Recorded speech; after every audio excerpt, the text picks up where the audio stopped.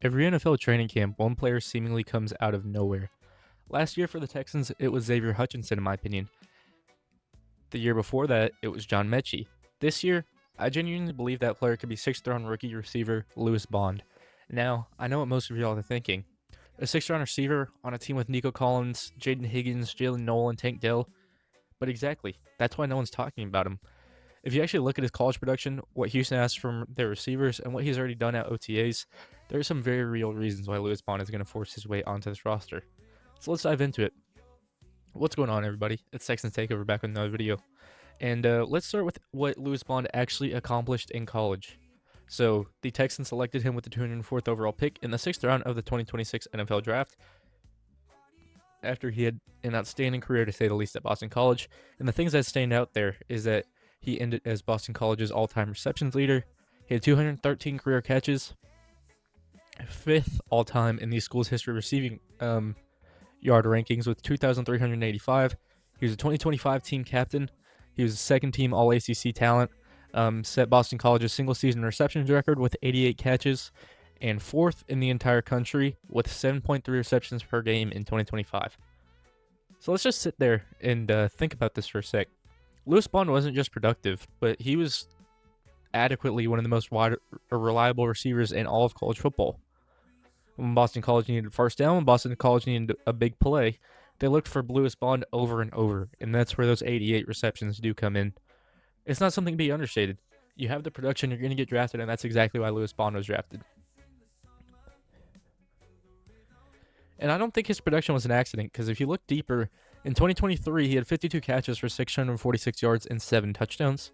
In 2024, he had 67 catches for 689 yards. And in 2025, he had 88 catches for 993 yards.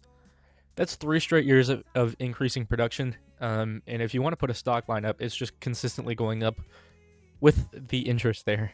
And that consistency does matter because NFL teams love players that they know they can trust. And in college, Lewis Bond was exactly that. He wasn't a one-year wonder. He was someone that improved every single season for Boston College, and that's why his ranks were so high within their program. And he definitely fits what Nick Caley wants, and this is where things get interesting. We're not asking Lewis Bond to be a Nico Collins. We're asking him to fill a completely different role. If you want to look at the scouting reports before you figure out what that role is, they consistently praise Lewis Bond for his elite route running, his ability to find soft spots in zone coverage, his quick separation, and then his dependable hands and his ability to make defenders miss after the catch.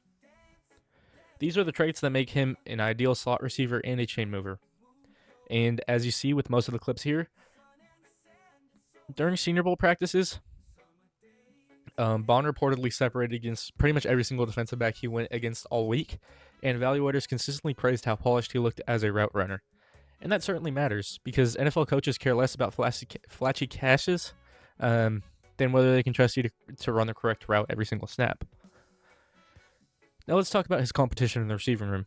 Obviously, Nico Collins, Jaden Higgins, Jalen Noel, Tank Dell, Xavier Hutchinson are most likely not to go anywhere. But after that, I think things get interesting. You got Justin Watson, you got Sobskowitz from Illinois State. And that's pretty much his competition. The final receiver spots are wide open, and Bond is competing directly for one of those depth roles. Not exactly for receiver 1, but more like receiver 5 or receiver 6. But before rookie camp, most fans barely knew who Lewis Bond was. I certainly did because I did that film review on him, but as soon as rookie minicamp happened, things changed quickly. According to ESPN's DJ Bieniemy, Bond practiced with Houston's second-team offense and consistently made plays during off-season workouts. He became one of the biggest surprises of OTAs. Even some fans jokingly started an online Lewis Bond fan club, which I'm a part of. When a sixth-round rookie starts earning second-team reps this early, so that means coaches are paying attention, and that's exactly what you want to see heading into training camp. But why would D'Amico Ryans and Nick Caley love a player like a Lewis Bond? Well, NFL coaches love 3 things, and that's reliability, availability, and versatility. Bond checks all 3 boxes. He's not the biggest receiver, he's not the fastest receiver, he's not going to jump over defenders, but every scouting report says the exact same thing. He gets open, And getting open is one of the hardest skills to teach. Bill O'Brien, former head coach of the Houston Texans, who's now the head coach at Boston College, said that Bond was one of the best players to ever play at Boston College. A strong endorsement from someone who coached him closely. And another thing that I think, fans overlook is the fact that special teams could sell it for him. The fifth or sixth receiver is not typically making the team because of his offensive production. They're making it because they can contribute elsewhere.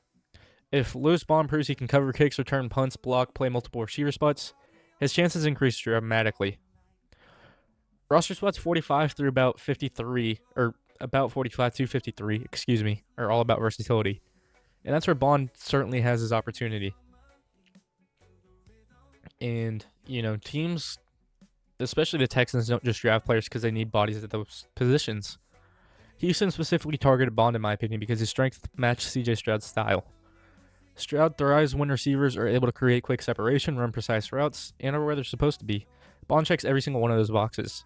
His game is built around timing and reliability rather than pure athleticism. So my prediction is where I'll go on record. I think Bond makes the 53-man roster pretty easily. I don't think he's a guy that's up for consideration, but I think he's maybe a surprise on the team sheet, considering he was drafted in the 6th round. I don't think he's the most talented receiver in camp. I don't think he's going to be that star-studded receiver one that you're just going to see pop off his rookie year. But he fills a role the Texans need.